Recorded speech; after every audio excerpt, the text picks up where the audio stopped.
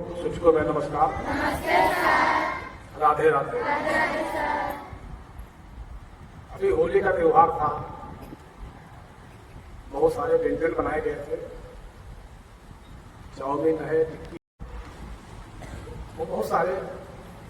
तो हमारे बहुत सारे पेड़ दोस्त हैं, तो हमने कहा अपने पेड़ों को साथ होली मनाया जाए। तो पेड़ों के पास बहुत सारे व्यंजन लेके गया, कुछ कैंटीन से भी लिया, रोटी नहीं फूटी है, बहुत सारे व्यंजन, पेय पदार्थ, तो बहुत सारे चिड़िया से लेके आए, पाव भाजी। तो मैं पेड़ों पास गया, मित्रों कैसे हो? पेड़ों ने कहा बिल्कुल ठीक है, आप कैसे हो? हम भी ठीक है, हम आपके लिए पकवान लेके आए हैं।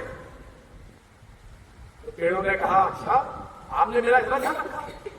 अरे हमने कहा आप मेरा 24 आवर्स 24 घंटे ध्यान रखते हैं, हम सो रहे हैं तब भी आप हमारे लिए करते रहते हैं, क्या हम त्योहार में भी आपका ध्यान रख सकते हैं? बहुत बहुत धन्यवाद आपका। क्या लाए हो? देखा बढ़िया चाट की दुकान से बढ़िया चाट लाए हैं, बतासे लाए हैं, खस्ता लाए हैं, कचौड़ी लाए हैं, रोटी लाए हैं, कैंटीन से बहुत सारे बिस्कुट लाए हैं, बेकरी से बहुत सारे सामान लेके आए। फिर आप हमारे सच्चे मित्र थे। पेड़ों ने कहा मैं तो आपको अपना सच्चा मित्र समझता था, लेकिन आप मेरे सच्चे मित्र नहीं। अरे हमने कहा क्यों? इतनी सामान तुम्हारे लेके हम आए और तुम हमको कह रहे हो कि सच्चे मित्र नहीं? कह रहे अगर ये जो सब मैं खाना शुरू कर दूंगा ना, तो आप लोग जी नहीं पाओगे। हमें तो जो विधाता ने लिखा है कि गोबर की खाद,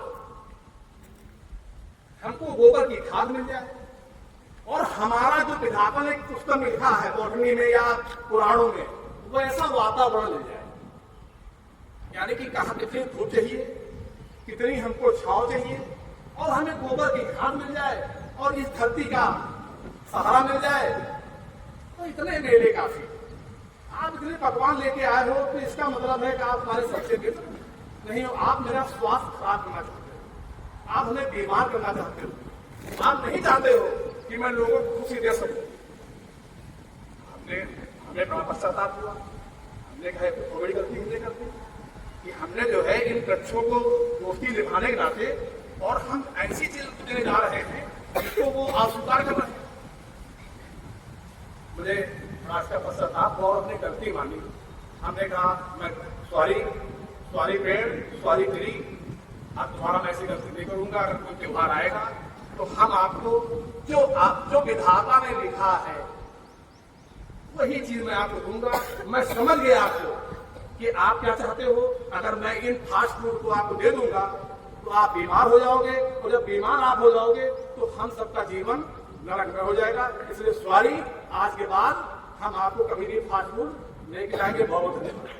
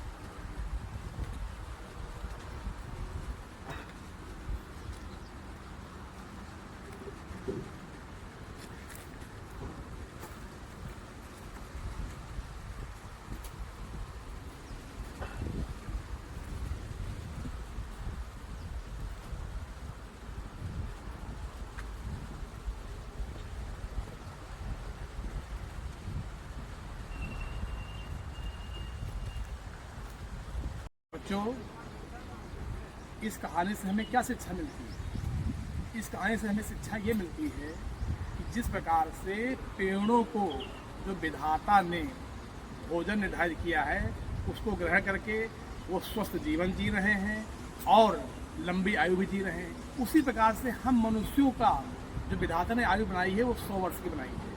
अगर हमें 100 वर्ष की आयु जीना है, 100 वर्ष की आयु को स्वास्थ्यपूर्वक जीना है, तो जो विधाता ने हमारा खान पान, हमारा वातावरण, जो भी नियम बनाए हैं जीवन जीने के, उन नियमों का यदि हम पालन करते हैं तो हम भी 100 वर्ष जिएंगे और स्वस्थपूर्वक जिएंगे और दूसरों को भी देने का प्रयास करेंगे। इसलिए इस कहानी से हमें शिक्षा मिलती है कि हम अपना खान जो हम लोग खाते हैं वो हमारा खाना बिल्कुल शुद्ध हो, जिससे हम 100 वर्ष की जो विधाता द्वारा आयु बताई गई है उसको प्राप्त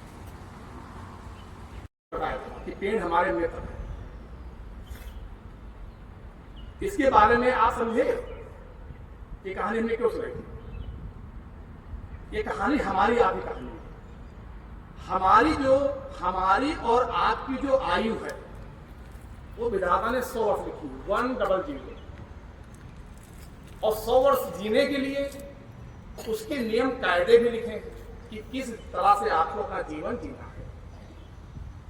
यदि 100 वर्ष की आयु प्राप्त करना चाहते हो तो जिस प्रकार से पेड़ों ने कहा कि मैं भक्ष नहीं खाऊंगा, जो हमको विधाता ने हमारा भोजन नियत किया है मैं सिर्फ उसे ही ग्रहण करूंगा, तभी जब हम स्वस्थ रहेंगे तो हम आपको स्वस्थ रख पाएंगे। उस कहानी का उद्देश्य ये था कि आप जो भी खाते हो ये देख लो, ये समझ लो, हमारे स्वास्थ्य के लिए, हमारे शरीर के लिए, हमारी आयु के लिए, हमारी बुद्धि के लिए, हमारे मन के लिए वो वास्तव में अच्छा है, हमारे मन को स्वस्थ रख रहा है, हमारे शरीर स्वस्थ रख रहा है, तभी उस भोजन लो। क्योंकि आप अपना बोझ उठा सकते हो, मैं स्वस्थ हूं, लेकिन जब 50 को उतर दिया जाए ऊपर, तब भी आप कहो कि मैं स्वस्थ हूं। क्योंकि ऐसा नहीं है लोड किसी पे पड़ेगा। जितने बच्चे यहां खड़े हैं सब पे लोड पड़ेगा, आज नहीं कल पड़ेगा। जब लोड पड़ेगा तब भी आप कहो कि मैं स्वस्थ हूं, क्योंकि आप बच नहीं सकते हो। ये संसार है, इस संसार में सबको पिसना है, समझ गए? पसीना सबको है, इसलिए उसके लिए आपको स्वस्थ रहना पड़ेगा। इसीलिए हमने ये कहानी आपको बताई थी कि जब हमारे पेड़ अपना भोजन ग्रहण करते समय वो ध्यान रखते हैं कि हमारा भोजन किस प्रकार से होना चाहिए, विधाता ने हमारा भोजन कैसा लिखा है, हम उसके अतिरिक्त कुछ भी नहीं खाएंगे। पेड़ क्या, आप बदली देख लो, आप शेर बोल दो कि लो रसगुल्ला खा लो आकर के, तो कहेगा मैं तो मांस ही खाऊंगा, विधाता ने रखा है। बकरी बोल दो मैं तो घास ही खाऊंगी। तो कोई जीव है तो हम भी मनुष्य हैं, हम समझदार हैं, और सबसे पीछे हम ही लोग हैं। किसी की औसत आयु नहीं गिरी है, सिर्फ मनुष्यों को औसत आयु गिरी है।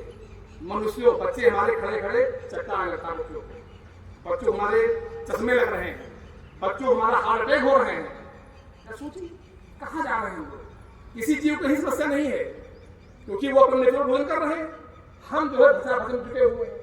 इसीलिए आज समस्या हो रही है कि अगर हम अभी आधा घंटा खड़ा कर दें तो 20-25 बच्चे वहां चले जाएंगे, अंदर बैठने चक्कर क्या है?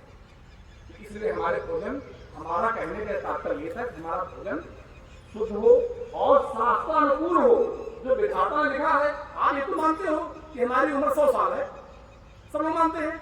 अभी किसी को मनुष्य को आयु औसत क्या है? 100 वर्ष। सबके पास ये जवाब है, परंतु कैसे? उसके लिए आपको विधाता ने जो लिखा है उस भोजन को करना होगा। आप स्वस्थ रहेंगे और आने वाले समय में चाहे आप किसी पद पे जाएं, वहां बोझा उठाना पड़ेगा, आप कार्य नहीं कर सकते हो, बैठोगे आपकी निंदा होगी, या आप घर में भी रहेंगे तो भी आपको एक दिन ऐसा बोझ आएगा, उसको आपको उठाना होगा। बहुत बहुत धन्यवाद। और